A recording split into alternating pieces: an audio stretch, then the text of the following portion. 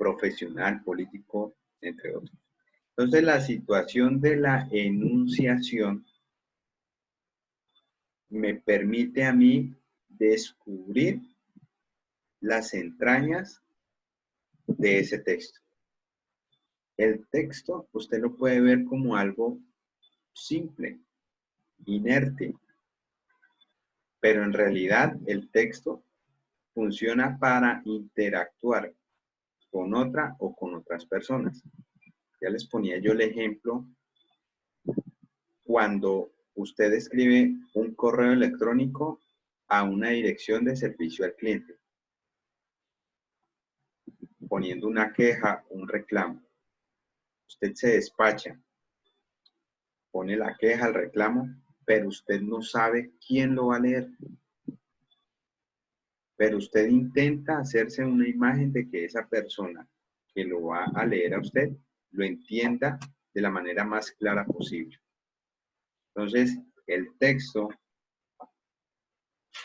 a través de esa situación de enunciación, le permite a quien lee entender cuál es el problema de ese usuario, volviendo al ejemplo de el call center, ¿sí? Porque usted para eso utiliza unas palabras, hace que el texto sea dinámico, el texto sea una recreación de esa situación que usted necesita poner en conocimiento de la otra persona, que no lo conoce a usted, que no lo conoce. Pero aún más allá de que no lo conoce, cuando le responde, su texto habló por usted, ¿sí? Entonces, ese interlocutor, esa persona le dice a usted, estimado fulano de tal, lo hace más cercano, ¿cierto? Entonces, esa es la situación de enunciación en el texto hablado y escrito que me permite tener esta herramienta para identificar a quien escribe y a quien lee. Y asimismo, para poder escoger las palabras adecuadas. No es lo mismo dirigirse al jefe, al gerente de la compañía, que dirigirse al esposo, al hijo, al primo o al amigo. En esas situaciones, usted asume roles diferentes. En la primera, usted es un empleado. En la segunda, usted es el cónyuge. En la tercera, usted es el familiar. Y en la cuarta, usted es amigo. Entonces, fíjense que cada una de esas situaciones tienen una relación. Puede ser de simetría o de asimetría. Ojo con lo que acabo de decir, que eso lo vimos hace 15 días. La simetría es estar en el mismo nivel. Por ejemplo, cuando yo hablo con mi amigo, con mi hermano, algo de cercanía. Y lo asimétrico en el lenguaje es cuando, por ejemplo, el tutor o el docente me habla, o usted es el jefe y le habla al empleado, o el papá le habla al hijo, le da una instrucción, le da una orden. Digamos que hay un rango, hay una posición que no permite que ambas personas estén en el mismo nivel, que puede ser cultural, científico, económico, como sea. Pero siempre hay en el texto se genera una relación de simetría o de asimetría, como cuando usted le escriben, estimado fulano de tal. Están haciendo, tratando de acercarse, ¿no? De que el texto no sea tan asimétrico, sino que sea simétrico. Entonces, continuamos con el resumen y dice, así, el léxico que utilicemos, las formas sintácticas y formas organizativas que tomará el enunciado, oral o escrito, estarán relacionados de manera general con el tipo de género discursivo en el cual se enmarca nuestra interacción. Repito, el léxico que utilicemos, las formas sintácticas y formas organizativas, cuando hablamos del léxico que utilicemos son los conceptos, las palabras. Las formas sintácticas es la construcción de oraciones a través de esas palabras. Y las formas organizativas se refiere a si usted utiliza un discurso narrativo, un discurso argumentativo, un discurso expositivo, un discurso descriptivo. Eso es cada uno de estos discursos tiene una forma organizativa diferente. Entonces, todo eso estarán relacionados de manera general con el tipo de género discursivo en el cual se enmarca nuestra interacción. Por ejemplo, no es igual el léxico ni la organización del enunciado cuando se habla de la legalización de la droga a cuando se habla del mismo tema en una conversación cotidiana. Usted puede hacer un ensayo sobre la legalización de la droga, pero el tema puede ser el mismo, pero el lenguaje que usted utiliza es diferente para cuando trata este tema en una conversación cotidiana con los cercanos, con sus amigos. En la práctica social de comunicación discursiva, el locutor o escritor realiza al mismo tiempo varias acciones. Realiza al mismo tiempo varias acciones. Ojo, para que lo tengan presente. Primero, al mismo tiempo que expresa su punto de vista, se construye una imagen de sí mismo. Al mismo tiempo que yo voy escribiendo sobre, en este caso, el ejemplo, la legalización de la droga, pues yo estoy dejando una huella o un rastro de qué imagen debe percibir quien me va a leer. Segundo, evalúa y responde a enunciados anteriores, objetándolos o apoyándolos. Entonces, usted tiene la posibilidad de controvertir, de aclarar, de darle mayor énfasis a alguna idea que se le ha quedado por ahí suelta y quiere recuperar. Tercero, se anticipa a los posibles enunciados de su interlocutor buscando acuerdo o desacuerdo, construyendo en el enunciado también una imagen de este enunciatario. Entonces, es como cuando volvemos al ejemplo de cuando usted le va a terminar a su pareja, usted no solamente piensa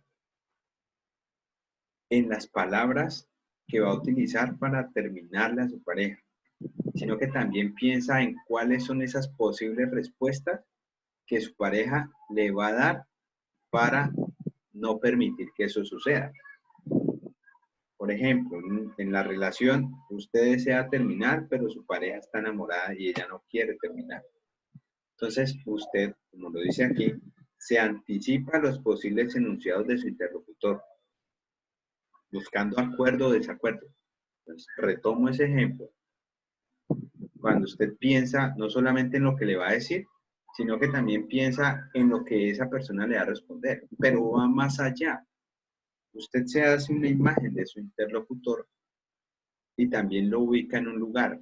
Entonces, se lo imagina diciéndole a esa persona de pronto en un lugar tranquilo, donde no haya mucha gente, o de pronto se lo dice en su casa, o prefiere para no verla llorar, decírselo por teléfono, o la citan en algún lugar. Todo eso lo piensa usted, y todo eso es posible también a través del texto. Continúo. Asimismo, el interlocutor o lector percibe y comprende los enunciados que el lector o escritor emite y adopta una postura activa de respuesta. Repito, asimismo, el interlocutor o lector percibe y comprende los enunciados que el locutor o escritor emite y adopta una postura activa de respuesta. Primero, si está o no está de acuerdo, lo completa, lo acepta o lo impugna. ¿Qué es impugnar? ¿Quién me dice qué es impugnar? ¿Alguien sabe qué significa esta palabra? Impugnar. Lo rechace. Exacto. Impugnar es como rechazar, es como controvertir. Segundo, acepta la imagen que le propone. ¿Se construye o se reconstruye? Es decir, quien lee dice, ah, sí, tiene razón. Y tan tiene razón que eso que leyó termina por persuadirlo y usted ya se queda con ese concepto para usted, o sea, para el lector. Tercero, construye o reconstruye al otro, es decir, al enunciador. Hace una imagen de lo que debería ser quien está escribiendo el texto. Recuerden que el enunciador es quien provoca el mensaje, ¿sí? Y el enunciatario es quien recibe, es el receptor. Ya vamos a terminar esta página y vamos con preguntas. Esta posibilidad de réplica no tiene que ser inmediata, puede ser una respuesta de efecto retardado, como pasaría con el texto escrito, en la que en otro intercambio discursivo el interlocutor, ahora como locutor, responderá las preguntas del locutor del enunciado anterior para dar una continuidad a través de este proceso dinámico de intertextualidad a la característica dialógica del discurso. Eso sucede cuando usted resalta el texto, cuestiona el texto, se pregunta, se queda mirando el texto, dice, ¿será que tiene razón o esto yo no lo sabía?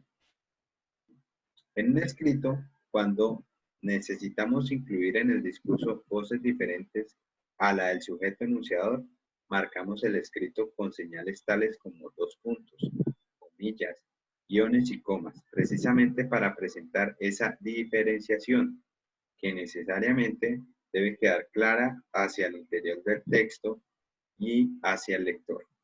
Al concluir la lectura, nos han quedado claros los conceptos atribuibles a cada uno de los sujetos que intervinieron en el texto. Entonces, esta partecita última que acabo de leer hace referencia a la polifonía. Ustedes lo leyeron. La polifonía es cuando usted rescata otros discursos, otros textos, testimonios, perdón. Cuando usted no solamente se queda, y esta es la invitación, ustedes que ya son de segundo semestre, en la universidad no todo debe dejarse en la anécdota. Es muy importante la producción de conocimiento nuevo, sí. Es muy importante lo que piensa el ponente o en este caso el estudiante que está escribiendo el texto, sí. Pero siempre un texto debe tener algo de polifónico, es decir, que otras voces respalden ese discurso que usted está emitiendo. Siempre debe propenderse por incluir otras voces, otros testimonios. Por eso es tan importante la cita. Tal vez en el colegio no se le da mucha importancia a esto, pero hoy en día la cita es sumamente importante. ¿Sí? No solamente es por adornar el texto, sino que la cita, muchachos, le da un respaldo al argumento que usted está dando. Que no lo está diciendo Bernelli Murillo solamente. Eso que está diciendo Bernelli Murillo es un dato que está respaldando o que está respaldado en cifras del DANE, por ejemplo, o en un dato del Ministerio de Justicia. ¿Sí? Siempre que ustedes estén hablando de un tema en particular, traten de incluir la polifonía allí. Hasta allí, preguntas, dudas. Continúo con este resumen. La tarea de exponer enunciados plantea al escritor una cuestión de responsabilidad respecto de su texto, por cuanto inevitablemente manipula discursos de otros para narrar bien lo propio y lo ajeno. Por eso es importante el uso de las comillas. Dejar claro que eso que está entre comillas no lo dijo el enunciador directamente. Lo está diciendo a través de su discurso. Pero cuando se le incluyen las comillas, quiere decir que es que acaba de recuperar aquello que dijo otra persona y lo involucró en su discurso. ¿Ok? Entonces, miren, una referencia bibliográfica para el siguiente ejemplo que yo tomé fue la de María Cristina Martínez. Y quiero que sigan conmigo la lectura de este texto. Es un texto cortico y entonces lo vamos a analizar. Dice así: tomen el tubo de ensayo y pongan un poco de petróleo. Lleno no, por la mitad está bien. Ahora sujétenlo con las pinzas y enciendan el mechero de Bunsen. Tengan cuidado de que el fuego no toque el vidrio. Conecten la serpentina. Bueno, ahora tenemos que esperar un rato. Mientras tanto, repasemos el procedimiento desde el punto de vista teórico. Entonces, encontramos aquí, voy a disminuir un poquitico para que lo veamos en conjunto. Cuando se nos pregunta cuál es el género discursivo, pues el género discursivo es a qué categoría discursiva pertenece eso que estoy leyendo. ¿A qué categoría discursiva pertenece aquello que estoy escribiendo? El género discursivo es eso. Entonces, en este caso, este ejemplo como género discursivo es didáctico. ¿Por qué? Porque la persona que está hablando está dando una instrucción y un paso a paso. Es decir, está explicando. Entonces, si nos preguntan el género discursivo al que se refiere este texto, usted ya sabe que es didáctico. Pero si le preguntan cuál es la tipología textual, ¿cuál podría ser? Les pregunto, ¿cuál podría ser la tipología textual de este texto? Informativa. No. Informativo es un género, no es una tipología. ¿Quién da más?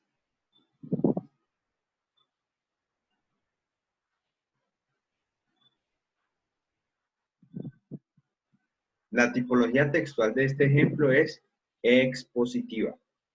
Recuerden, tipología textual expositiva, narrativa, descriptiva, argumentativa, conversacional. Esas son las tipologías. Y dentro de esa tipología expositiva, el género discursivo es didáctico. ¿Sí?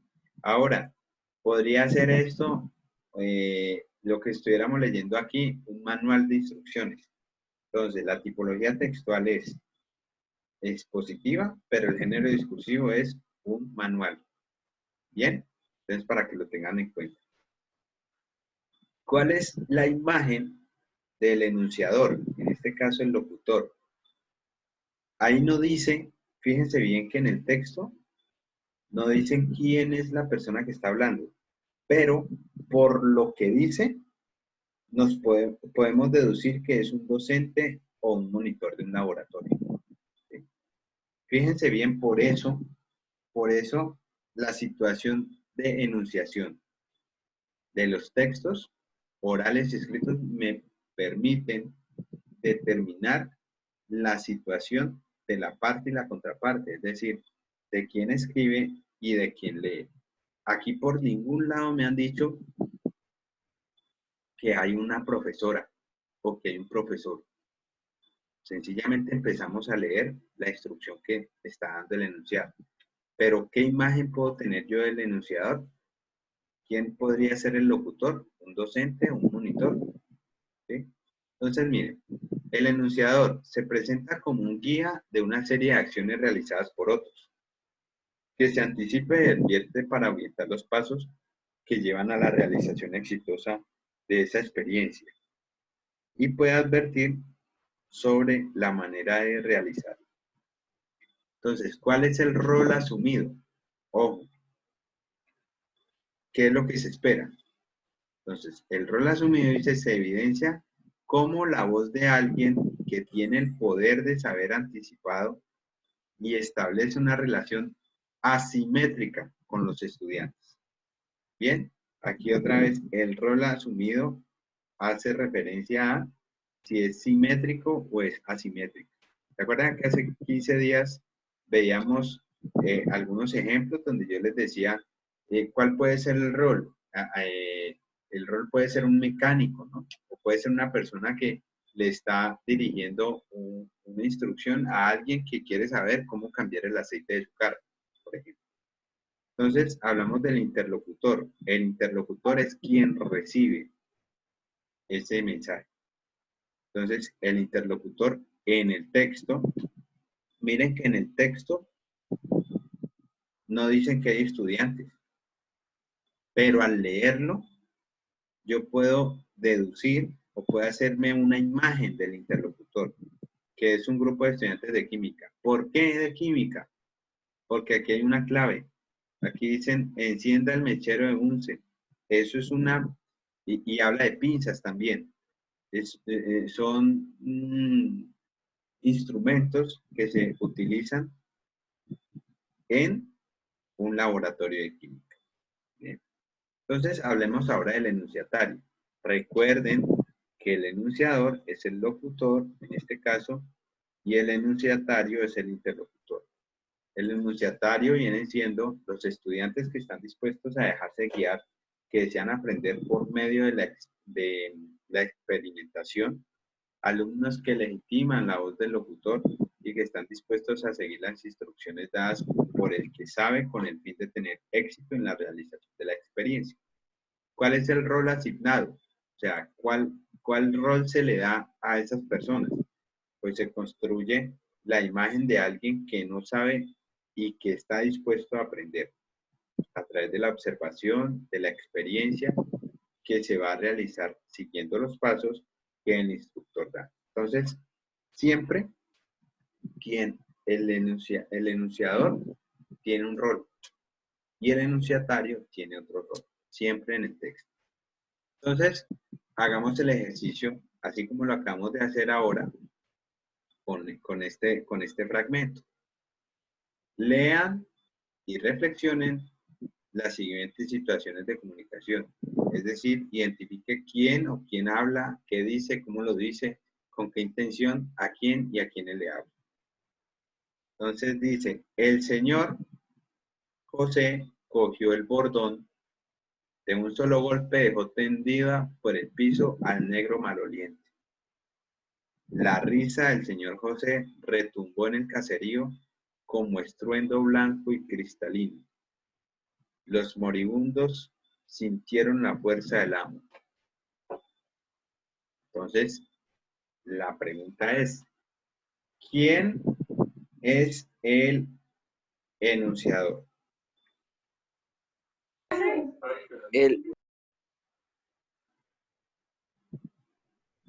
¿Quién es el enunciador de este texto? El que está contando lo que sucedió. ¿Y cómo se llama el que está contando lo que sucedió?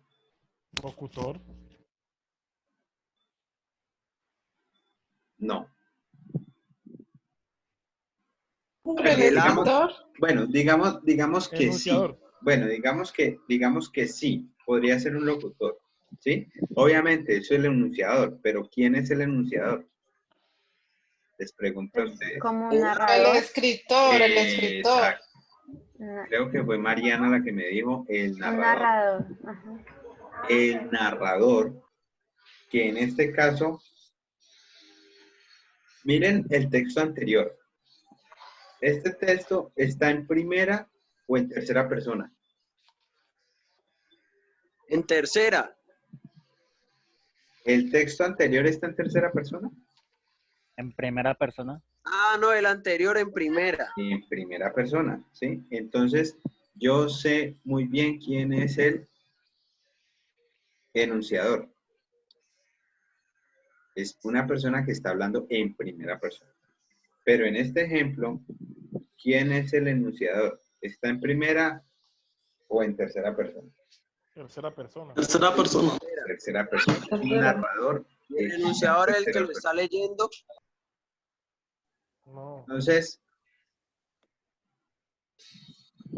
¿a quiénes hablan? ¿A quién le está hablando ese narrador?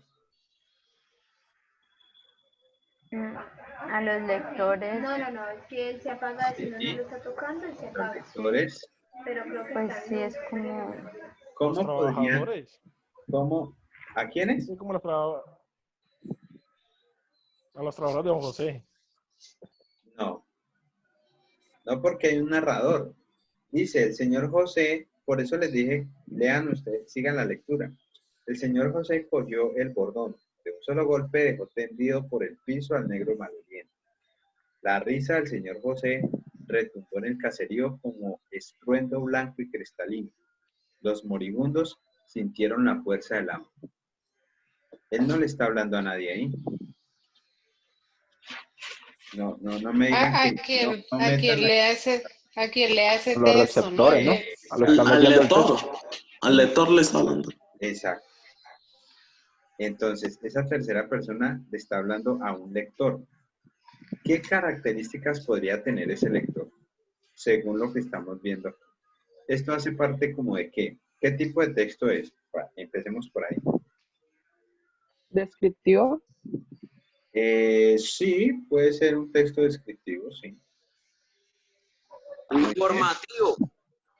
Descriptivo, no porque aquí no está dando una información. Aquí está narrando, aquí está escribiendo una situación que es diferente. ¿Ya? ¿Por qué Puede yo sé ser que es como, descriptivo? Porque hay muchos detalles ahí. Profe, también argumentativo, No, porque está argumentando, ¿no? no, aquí no hay argumentación. narrativo. Profe, pues es un texto descriptivo, como usted lo ha dicho, porque, o sea, está Sí, escribiendo lo que pasó. sí, el texto es descriptivo. Muy bien, entonces, puede teniendo ser en a un cuenta de que el texto es público, descriptivo, ¿a qué público creen ustedes que va dirigido este fragmento? como a un público de clase media baja. A un público de clase media baja. O ¿Quién da un más? público o un público que tiene buen humor, que le gusta el humor. Bueno, Diana dice a alguien que le gusta el humor. ¿Quién más? ¿A qué tipo de público creen que va dirigido este texto?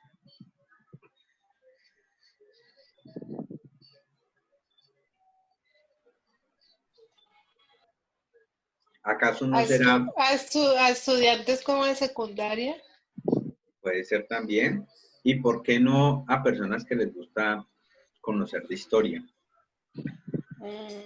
También. O de pronto una persona que le gustan las novelas. De pronto este es un fragmento de una novela, quizás, ¿sí?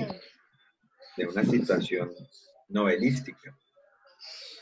Miren, antes de continuar, quiero hacer énfasis. ¿Alguien sabe qué significa esto? Estos 3 puntos dentro de los corchetes. Que seguirá o continuará. Bueno, esto quiere decir, esto se hace cuando el texto que está en medio es tomado de una parte, pues es sacado de su contexto. Es decir, el texto es mucho más largo.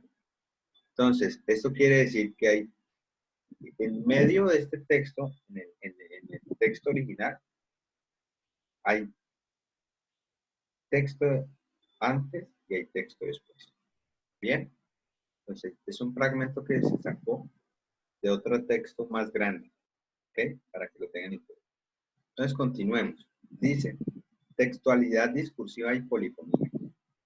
Reconocer que el texto oral o escrito es resultado de una dinámica interactiva de fuerzas enunciativas es un punto de partida fundamental para el desarrollo de estrategias discursivas, puesto que la situación social de enunciación que se construye en el texto a través de su organización composicional indica no solo su inscripción en un género discursivo específico, sino también los puntos de vista que en él se movilizan, la complejidad enunciativa a través de las imágenes que se construyen y se evidencian. ¿Qué quiere decir esto en español?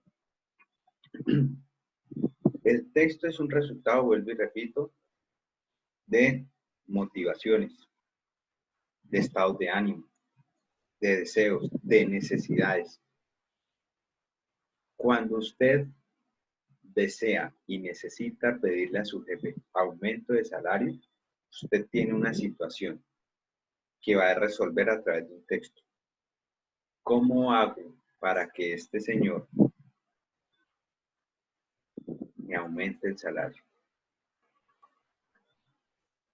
A través de mis palabras, ¿cómo hago para movilizarlo para que él me suba el sueldo? ¿Sí? ¿Qué le digo? Una cosa es qué le digo y otra cosa es cómo se lo digo. ¿Entendido? Perdón.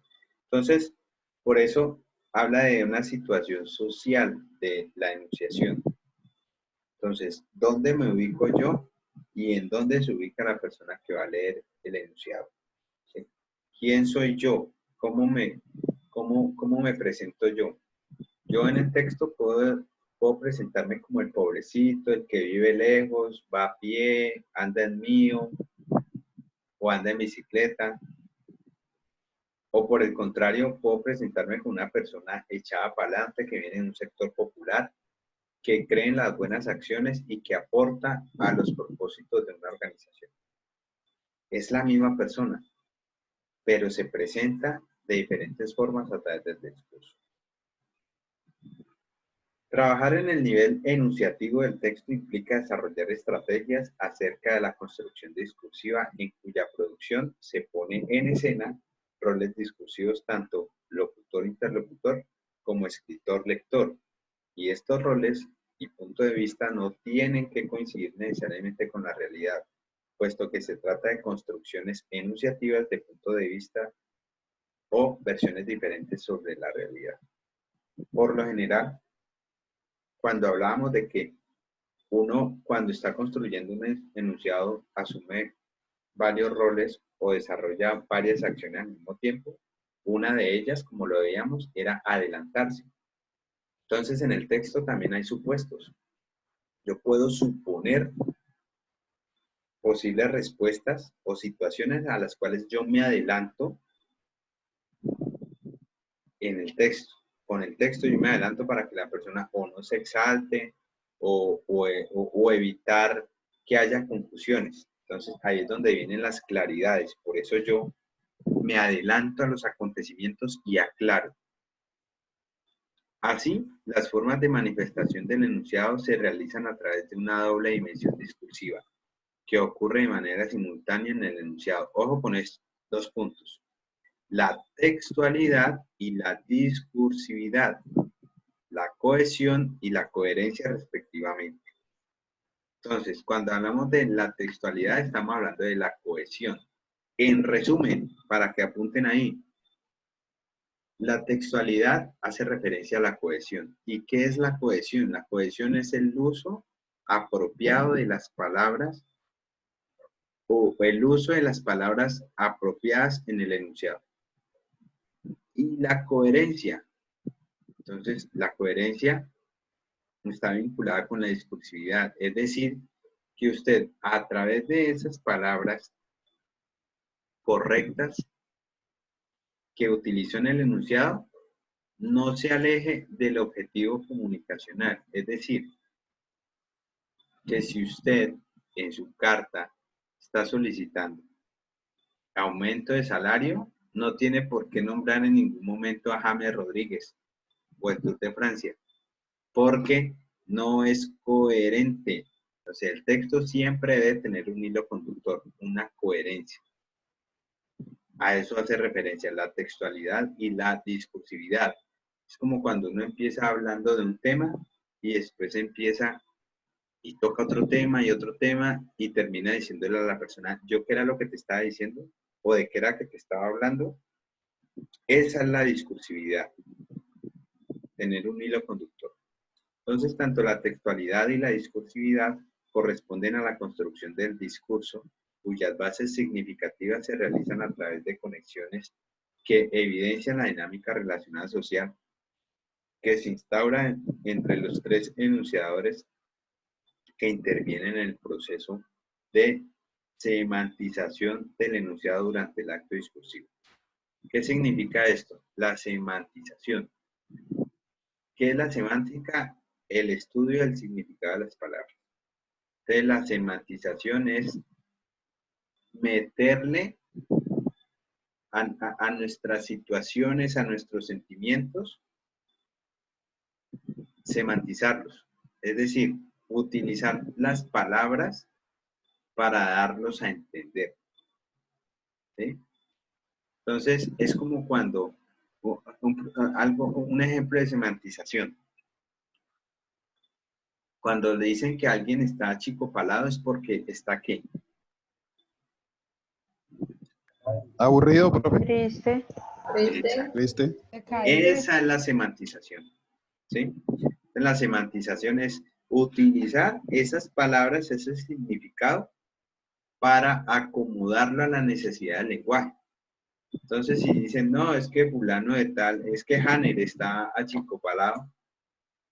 Achicopalado es que está triste, está aburrido. ¿Sí? Entonces, vamos con la explicación de la textualidad. La noción de textualidad está ligada a la noción de cohesión, que se refiere a la identificación de los lazos y marcas formales que se utilizan para relacionar una información nueva con una información vieja en el desarrollo proposicional, que se realiza a través del texto. ¿Esto qué quiere decir? En otras palabras, la textualidad es el uso de las palabras correctas. Por ejemplo, no es lo mismo decir actitud, y estoy exagerando mi pronunciación para que ustedes comprendan, no es lo mismo decir actitud con C que aptitud con P. Porque ahí, hoy en día, uno se encuentra este tipo de errores en la textualidad. La actitud está relacionada con la acción, ¿sí? O con la disposición para usted hacer algo. Pero la aptitud con P tiene otro significado, ¿sí? Tiene que ver con la capacidad para usted, ya no es la disposición para usted hacerlo, sino la capacidad, ¿sí? ¿Es apto o no es apto para volar un avión? Tiene la actitud, pero no es apto. ¿Entendido? Entonces, la textualidad es eso, el uso correcto de las palabras para no desligarse de la idea central. La discursividad estaría ligada a la noción de coherencia, la cual se refiere a la función de los contenidos del texto, que deben estar desempeñándose en el discurso. Dar información, ampliar una explicación, ejemplificar, definir, contradecir. Todo esto, cuando usted utiliza el lenguaje como un recurso para explicar, hace parte de la coherencia. Viene por acá la polifonía.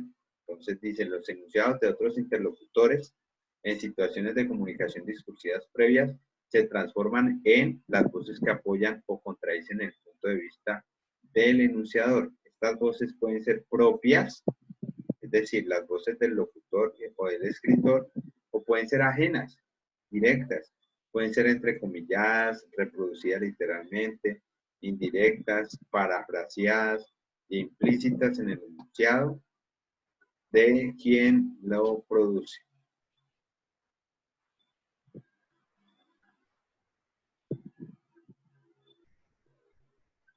Bueno.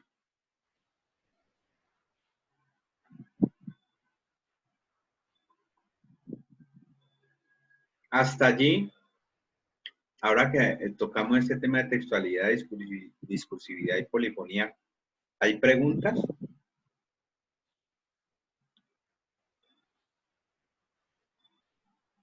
¿Preguntas, muchachos? ¿No? Bueno, continúo. No, profe. Ok. La intencionalidad y su forma. Siempre que usted va a escribir un texto, debe tener una intención. Todo texto que nosotros escribimos tiene una intención. Todo.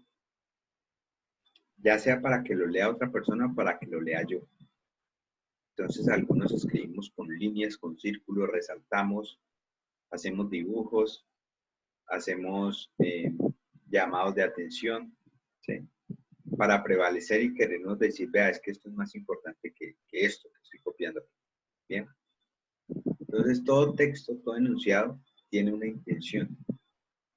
Al retomar los aprendizajes previos sobre el propio saber en cuanto a reconocer en el texto la manera o modo como el autor lo construye, así como los conocimientos sobre los géneros discursivos, esto es, si se reconoce qué tipo de lenguaje utiliza el autor del texto para su escritura. Por ejemplo, si en el texto predomina el lenguaje científico, religioso, político, cotidiano, amoroso, entre otros. Una vez hecho el reconocimiento del lenguaje usado, se verá qué tan importante es para la construcción del sentido y cómo aporta elementos para encontrar la intención del escritor. El asunto no es tan complejo como parece. Solo exige mucha atención y sobre todo claridad en la intención. Para eso es importante agudizar la comprensión de lectura. Y la comprensión de lectura se logra siendo conscientes de lo que yo estoy leyendo. No es leer por leer. A nosotros nos enseñaron a leer para aprender de memoria, no para comprender. No nos enseñaron a leer para interpretar, para ir dibujando lo que vamos leyendo, para ir dibujando en nuestra mente lo que vamos leyendo. Entonces, por eso tenemos que leer 2 y 3 veces. Por eso cuando usted no entienda un concepto, hombre, no siga de largo, subráyelo, hágale un globito, búsquelo en el diccionario. Entonces, para usted identificar cuál es la intencionalidad de la persona o del escritor, del enunciador, usted tendría que preguntarse, por ejemplo, ¿qué quiere estimular en mí el autor? Que me queden claros algunos pasos de un proceso o que genere un acuerdo o desacuerdo con mis planteamientos, con lo que yo pienso, con lo que yo soy como persona. En el primer caso, es decir, que me queden claros algunos pasos de un proceso, en el primer caso se va a usar un texto expositivo, como lo veíamos al principio, con el ejemplo del laboratorio.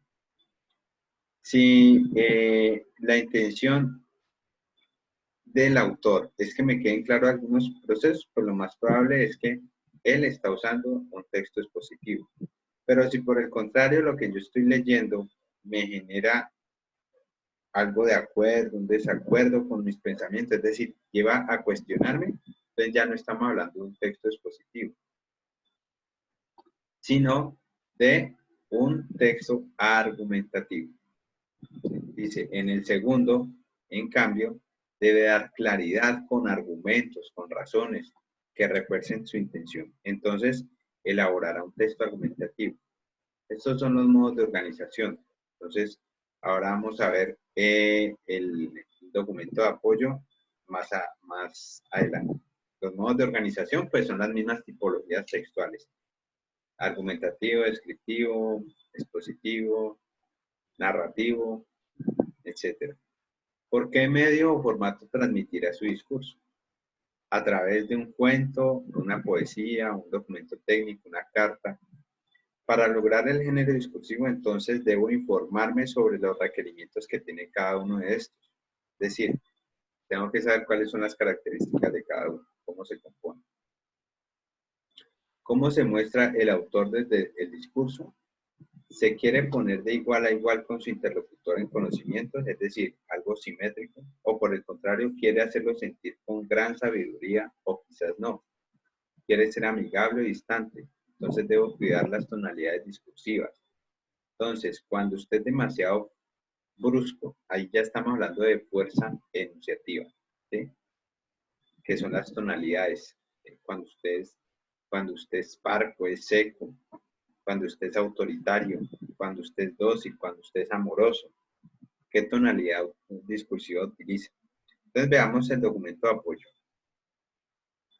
Entonces aquí están las modalidades.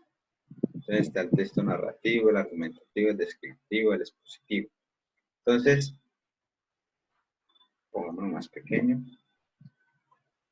¿Cuál es la intención comunicativa del texto narrativo?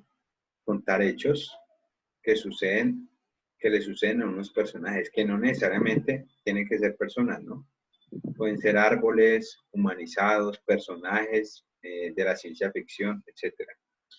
Pero un texto argumentativo, ¿qué intención tiene? Defender ideas o expresar opiniones. El texto descriptivo, ¿qué intención tiene? Cuenta cómo son los objetos, personas, lugares, animales, sentimientos. El texto expositivo explica de forma objetiva unos hechos o unos procedimientos.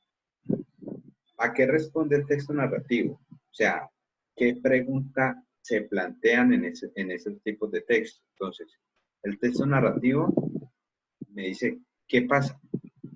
El argumentativo, ¿qué pienso o qué te parece? El descriptivo me dice, ¿cómo es? Y el expositivo, ¿por qué es así? ¿Por qué funciona así? Ahora veamos los modelos, es decir, los ejemplos o los formatos, como lo quieran llamar. Entonces están las novelas, están los cuentos.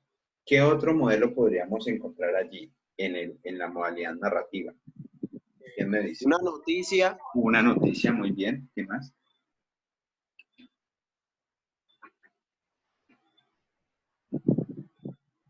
Una fábula. Una fábula, muy bien. Una poesía. ¿Una qué? Poesía también hace parte. No, la poesía no es narrativa. Una historieta. Una historieta, muy bien. Entonces vamos con los modelos argumentativos. Los artículos de opinión, las críticas de prensa, los ensayos, son textos argumentativos. En lo descriptivo, los modelos. Entonces hay guías de viaje, novelas, cuentos, cartas, diarios, biografías, autobiografías. Y en lo expositivo, los modelos son los libros de texto, es decir, los libros académicos, ¿no? Los que ustedes usaron en el colegio. Artículos de divulgación, enciclopedias, etcétera. Manuales de funciones, manuales de usuario, cómo funciona el televisor que usted compró. Eso, todo el lenguaje que se utiliza ahí es un texto expositivo. Y por último tenemos aquí el tipo de lenguaje. Entonces, en el narrativo se utilizan verbos de acción. En el argumentativo, verbos que expresan opinión. En la descripción hay abundancia de adjetivos, es decir, de detalles. Y en el expositivo se utiliza un lenguaje claro y directo, ahí al pan pan y al vino vino. ¿Sí? Como dice el dermatólogo, al grano. No hay tanta verborrea como lo digo yo. Entonces, veamos el documento de apoyo número 1 que mencionábamos arriba. La situación de la enunciación y la organización intersubjetiva del enunciado. Entonces, ya teniendo en cuenta las modalidades de los textuales, ahora retomemos el tema del enunciador, a lo que se refiere, y el enunciatario. ¿El enunciador es el locutor o es el emisor? Y el enunciatario es el receptor, la persona que recibe el mensaje. Recuerde que en el enunciador, en el video se nos hablaba de un yo o de un nosotros. Y en el enunciatario se hablaba de un tú o de un ustedes. ¿Bien? Entonces, cuando hablamos del enunciador, hay que preguntarse quién. O sea, ¿qué voz o voces enuncian? ¿Sí? ¿Quién, según lo que yo leo, quién es el enunciador? ¿Es un profesor? ¿O es en primera persona? ¿Es un abogado? ¿Quién? Según lo que él dice, ¿qué indicios me da para identificar qué tipo de persona es? Hay polifonía en el discurso que él utiliza, es decir, es propio o es ajeno, es decir, utiliza ejemplos de otras personas y los involucra ahí. La polifonía es directa o son indirectas, ¿sí? Es decir, son fuentes secundarias o son fuentes que él mismo investigó, ¿sí? O sea, una polifonía directa es, por decir, algún testimonio que rescató esa persona directamente. E indirecta es, por decir algo, conseguir un dato del DANE, un dato del Ministerio de Educación. Ahora, la imagen del yo se da mediante el uso del texto y sus formas de organización, los puntos de vista, la intención comunicativa. Esa es la imagen. ¿Qué intención tengo yo? ¿Cuál es mi punto de vista? Ah, yo estoy a favor del aborto. Ah, entonces quizás es una persona que no cree en Dios. ¿Sí? Entonces, esa es la imagen del yo. ¿Bien? El texto y sus formas de organización. ¿Cómo organiza? El rol asumido por esa persona. Entonces, ¿es simétrico o es asimétrico? Tipo de relación que establece a través de su discurso. La intención a propósito. El que quiere enseñar, convencer, informar, incitar a hacer algo, seducir, persuadir. Ahora, el punto de vista. Autoridad, respeto, acuerdo, crítica, engrandecimiento, desacuerdo, compromiso, confrontación, asimilación, distanciamiento, etc. Ahora analicemos con relación a lo referido, a lo que se dice, es decir, la discursividad. ¿Cómo aparece el texto? ¿Qué afirma el autor? ¿De qué habla? ¿Qué es lo dicho? Entonces vamos con la imagen de él. ¿El qué? Modos de organización, es narrativo, descriptivo, expositivo, argumentativo. ¿Cómo organizó? Entonces ahora sí vamos con el género discursivo. Es epistolar, el literario, científico, periodístico, filosófico, político, jurídico, académico, técnico, religioso, publicitario, amoroso, pedagógico, poético, etc. Las relaciones de fuerza que utilizan ahí, ¿cuáles son las tonalidades? ¿Es formal? ¿Es brusco? ¿Es ordinario? ¿Es cordial? El enunciatario, ¿a quién? ¿A quién va dirigido esto? ¿Para qué voz o voces se enuncia? Entonces ahí va la imagen del tú o de ustedes. El propósito. A ver, les explico esto. Según a quien yo le vaya a escribir, así mismo utilizo mi lenguaje. No es lo mismo escribirles a ustedes que son mayores de edad que escribirle un correo electrónico a unos niños de 10 años. Mi lenguaje debe ser diferente. Entonces, el propósito es diferente. ¿Ok? ¿Qué respuesta se espera? ¿Cuál es la retroalimentación esperada? El rol asignado. Los aliados. Se convierte en un aliado, un testigo, un oponente, un intruso, un docente, perdón, unos estudiantes, mi familiar, mi hijo, etcétera. ¿Preguntas hasta allí, muchachos?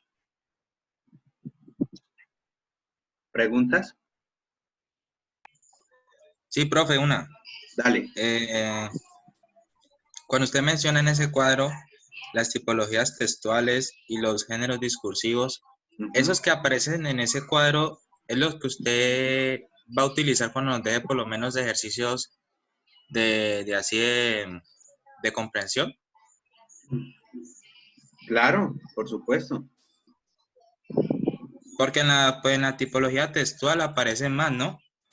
Ah, claro. Pero si usted dice énfasis en esos 4, pues... No, a ver, lo que pasa es que estos 4 son ejemplos, porque la tipología textual son como 15. Sí. Pero los más utilizados son estos 4. Estos 4 que vemos aquí. Entonces, si usted utiliza otro tipo de texto, lo maneja, y usted considera que ese ejercicio que yo le envié tiene esa tipología textual, por supuesto. No quiere decir que los ejercicios tienen que estar ligados a esto, no. Esto es solamente un ejemplo para que ustedes entiendan cómo es la dinámica. O sea, cuál es la diferencia entre cada uno, cómo se compone. ¿Sí? Ah, bueno, señor. Listo. Bueno. Profe, ¿usted Sí. puede volver a explicar lo de simetría y asimétrica, por favor? La simetría es cuando usted utiliza el rol que usted asume como enunciador, genera que usted tenga pueda tener una confianza o un tono de cercanía. Entonces, la simetría es como, por ejemplo, cuando usted le habla a su amiga o a su hermana, ¿sí? Digamos que hay una simetría porque el rol es el mismo. Pero una relación asimétrica es, por ejemplo, usted con su jefe, usted con el dueño de la empresa, o usted con su papá. Siempre hay una diferencia asimétrica ahí. ¿Ya? Ok. ¿Preguntas? Bueno, entonces, por favor, vuelvan, sin cerrar definitivamente este documento, necesito que vayan otra vez a la plataforma y descarguen en la unidad 1, descarguen la carta del funeral, el texto del funeral cubano. ¿Listo? Ahí en la unidad 1, debajo del librito verde donde dice situación de la enunciación, ahí se los puse. Ahí se los puse. ¿Ese que dice entierro a la cubana, profe? Sí, señor. Ese. Que dice texto funeral cubano y cuando ustedes lo abren dice entierro a la cubana.